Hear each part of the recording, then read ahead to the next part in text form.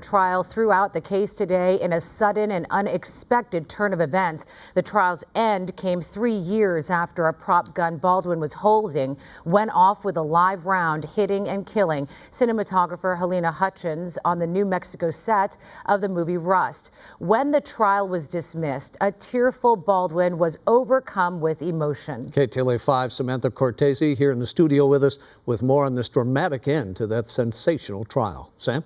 Rick and Cher, this is the end of any criminal culpability for Mr. Baldwin. A jury didn't even hear any witness testimony before this trial was over. Your motion to dismiss with prejudice is granted. Case dismissed. Actor Alec Baldwin emotional in court after the judge issues a bombshell ruling.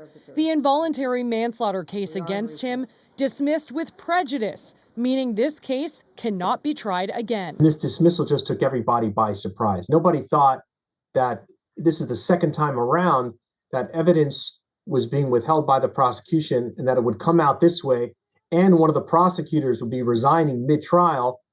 It just all took us by surprise. The case was being tried in New Mexico, where in 2021, Baldwin was rehearsing a scene for the film Rust. He pointed a Colt .45 towards cinematographer Helena Hutchins. The revolver went off with a live round, killing her and injuring the director. Baldwin maintains he never pulled the trigger. The prosecution tried to argue that this bullet that was turned over late in the game had no evidentiary value because it wasn't even on the same composition of the one that was used in the actual matter. But the judge nevertheless said it doesn't matter.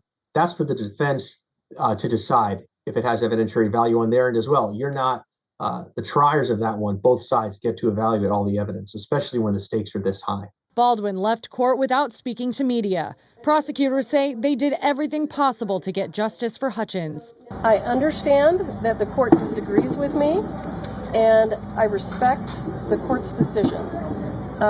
There is absolutely no evidence that any of that ammunition is related to the incident involving Ms. Hutchins. Prosecutors did put one person in prison for the death of the 42-year-old wife and mother.